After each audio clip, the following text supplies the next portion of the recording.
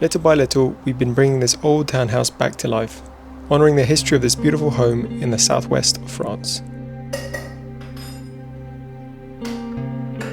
But there's one part of the house we haven't touched, a place we call the Area of Shame. It's dusty, it's daunting, and quite frankly, we've been pretending it doesn't exist. But the denial ends today. It's finally time to tackle the upstairs.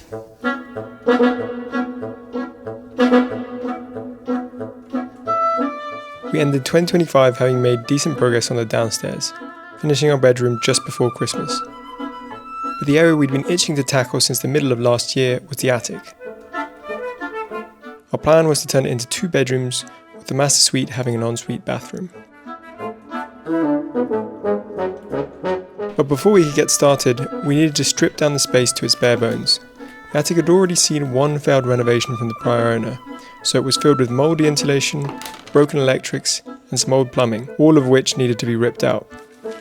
We'd already tackled one side of the attic last summer and had even eagerly ordered some replacement wood fibre insulation, but the space got too hot to work in, so everything had to be postponed. Now we were going to start 2026 off properly and finally make some real progress on this space.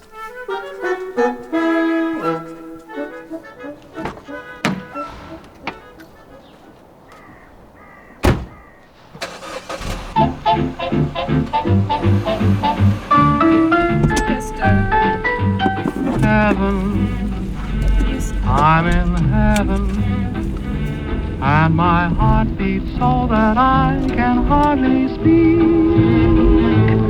and I seem to find the happiness I seek when we're out together dancing cheek to cheek.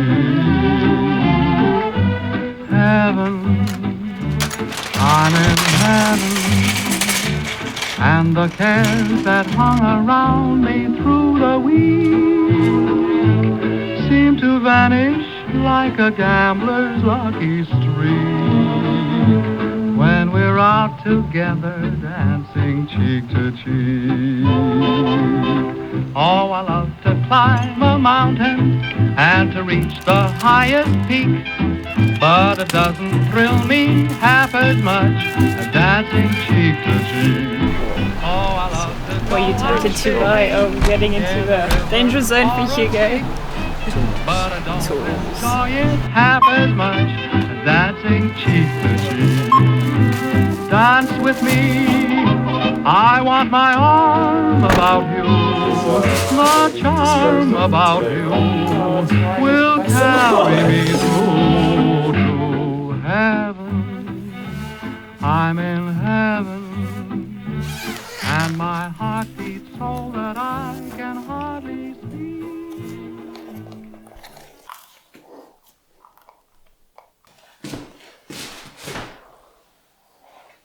Right, we're fully suited up and ready to tackle the attic, but while we protect our health during this renovation, we realised we need to protect our digital lives too. Just like our attic is full of invisible dust that can hurt you, the internet is full of invisible threats. Especially when sitting in a cafe here in France and using public Wi-Fi. Criminals can actually intercept your data and gain access to stuff like passwords and credit card information. It's called a man-in-the-middle attack. And that's why we partnered with NordVPN for today's video. Think of it as a digital suit of armour. It encrypts your internet traffic, making it unreadable for those trying to snoop. And the best part for us is how simple it is. You just go to the app, click Quick Connect, and that's it. You're secure in one click. And because our security works by routing your connection for a server in a different country, it comes with a massive bonus for expats like us. It lets us access our favorite streaming platforms and watch the shows we love, just as if we were sitting on our old sofa. So put down the dust suit and get real protection. Go to nordvpn.com/chartreuse now to get this exclusive deal. That is nordvpn.com/chartreuse. If you sign up for a 2-year plan, you get 4 bonus months on top. That's currently the best plan available that you can only get from creators like us. And there is zero risk.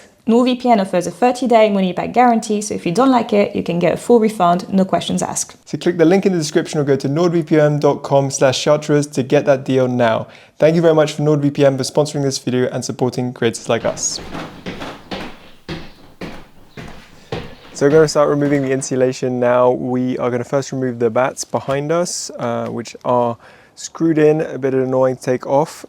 And then we'll just take out all of the insulation. Probably not going to get to getting to the tip today because it took us way too long to clear out everything.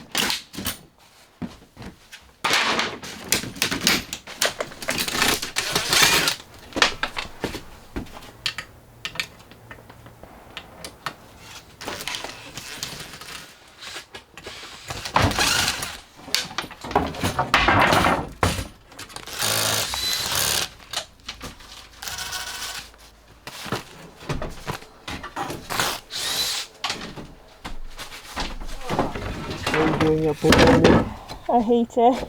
You hate it? I hate it. It's horrible. I don't like the people who bought this house before. No, they didn't do a good job. No. They didn't make it easy to undo as well. Yeah. But it's so badly done, you would think it would just fall off, but it doesn't.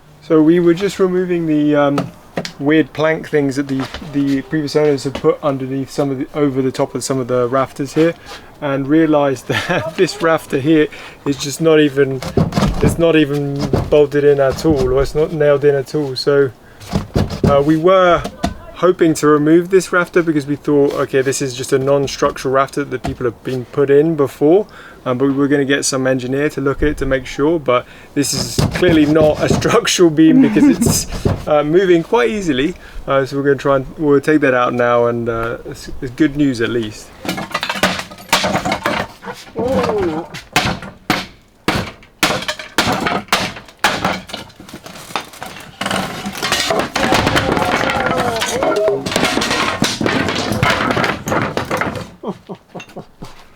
Oh my god.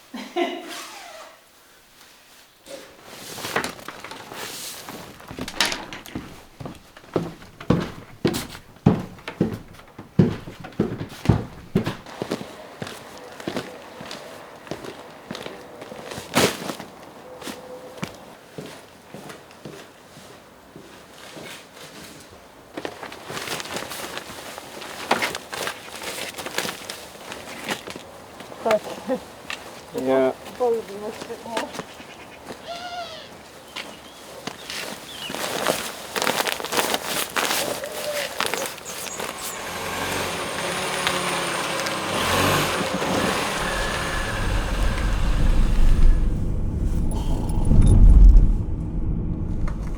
Bonjour, on a de la laine de verre et des planches, des plaques de placo. Alors tout ce qui est placo, il est propre ou il est... Bah, il est comme ça, voilà.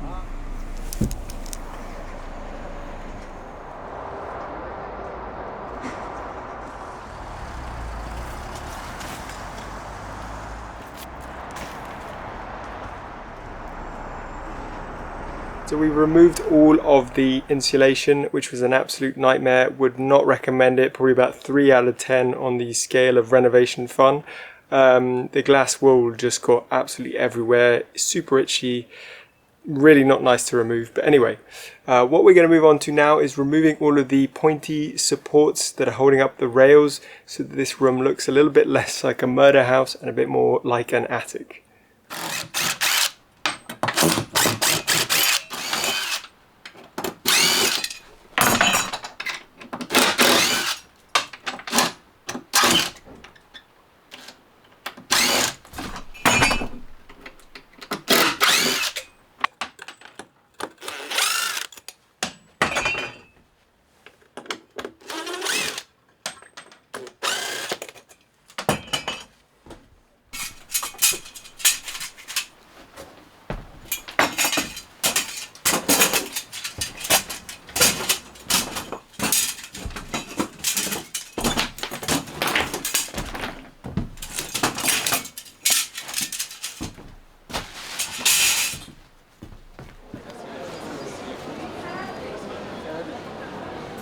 There's a certain kind of magic that comes with living in France, and so much of it begins at the market.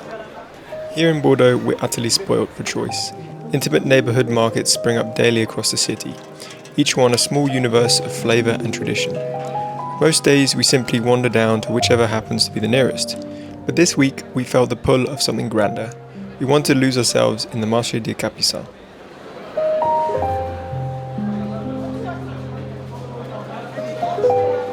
Nestled in the southern reaches of the city, in the storied Saint-Michel Quarter, this is one of Bordeaux's oldest and most spirited markets.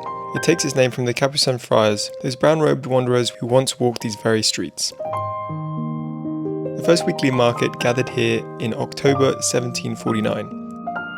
By the 1860s, grand covered halls rose to shelter growing crowds, and the market spilled outwards into the surrounding lanes, alive with commerce and conversation. For nearly a century, this became the place where Bordeaux came to nourish both body and soul, a village within a city, where merchants lived and worked with fierce pride. They called it Le Ventre de Bordeaux, the belly of Bordeaux. The 20th century, with its supermarkets and shifting rhythms, dimmed the lustre for a time. Sadly, the elegant glass halls gave way to something more utilitarian, more forgettable. But the soul of a place like this is stubborn. Today, the Marché des Capucins has reclaimed its rightful place as the belly of Bordeaux.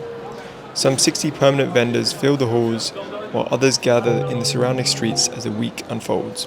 Butchers, fishmongers, preserves and herbs, vegetables pulled from the earth that very morning, and of course, cheese, in all its glorious, pungent variety. Small bars and restaurants beckon from every corner, inviting you to sit, to linger, and let the hours slip away. Walking through, every sense awakens.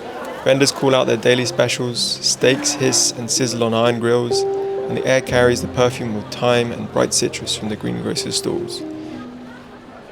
We came here in search of something simple, seasonal vegetables for a quiet home dinner, and then, as one does, we wandered past the Italian delicatessen and found ourselves quite unable to resist 3 generous handfuls of fresh potato gnocchi. We lingered a while longer, half hoping to squeeze into a corner of one of the little wine bars, to share a glass and a few bites of baguette and cheese. The lunchtime rush had claimed every seat. No matter. Contented and laden with our small treasures, we made our way home through the afternoon light, already dreaming of dinner.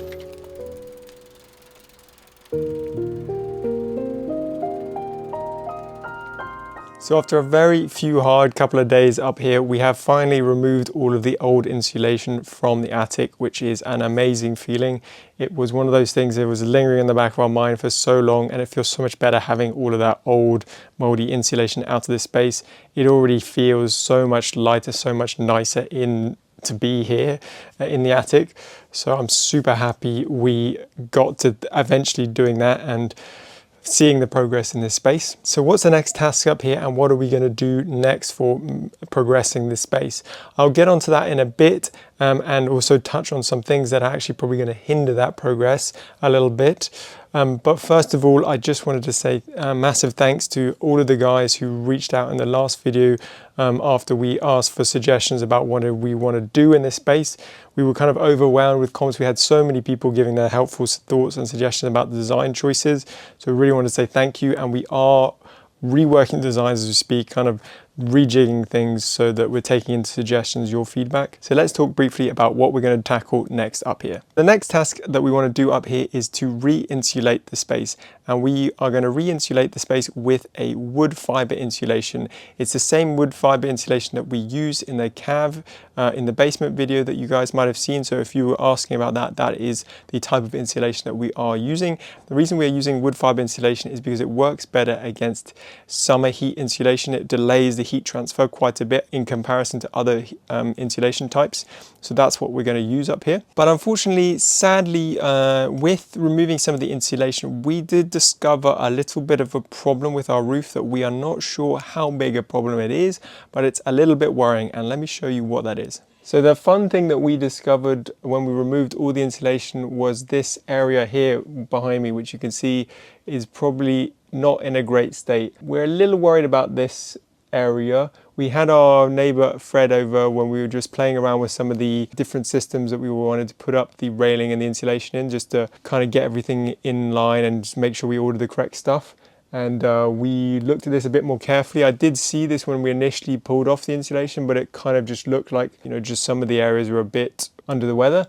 But it does look like some of these chevrons and the bats, and especially the things behind, are quite badly water damaged. And we're not sure if they are water damaged to the extent that we're going to have to replace them, or if we just need to do some supports to like redo some of the chevrons here or some of the bats here. So we're going to get some people to assess it, and we really hope that we don't have to replace it, because if we have to replace it, it's going to be a lot of money, and it's going to hold us back from doing up here. So not great. Yeah. Unfortunately, this is the stuff that happens with renovation. You take 2 steps forward and then about 25 steps back. Well, it's better we found it than... Yeah, it's better that we found it than that actually it just kind of rotted away and potentially the whole roof caved in. But hopefully it's not as bad as it looks. We'll see.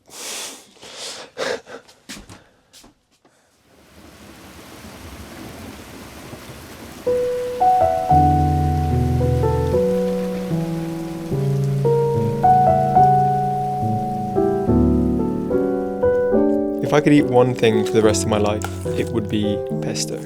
There's something about it. Indulgent, yes, but somehow still fresh and light. It feels like summer even when the days are short. Tonight, I'm making a pesto with vegetables and the gnocchi that we picked up from the market this morning. I like to bulk mine out with leafy greens. Spinach this time of the year is perfect.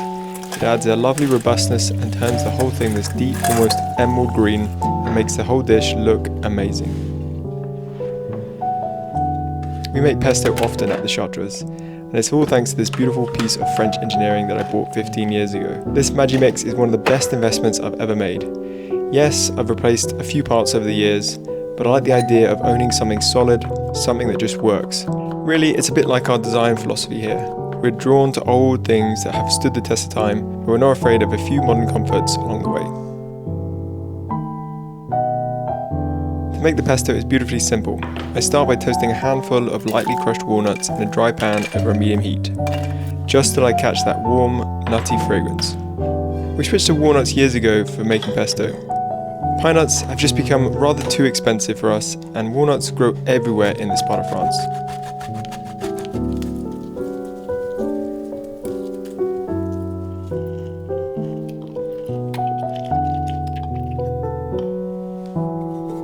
Then I just bang everything into the food processor.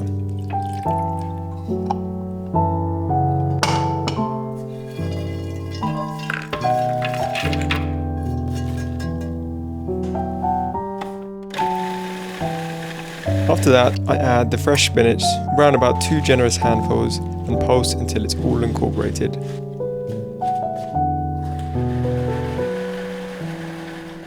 Green pesto needs contrast, so I came up with this umami chickpea topping that I've grown rather fond of. Sauté some onion and garlic, caramelize a little tomato paste, and mixing the chickpeas, adding a dash of soy sauce for depth and a splash of white wine for acidity. Let it all simmer down until it's sticky and jammy.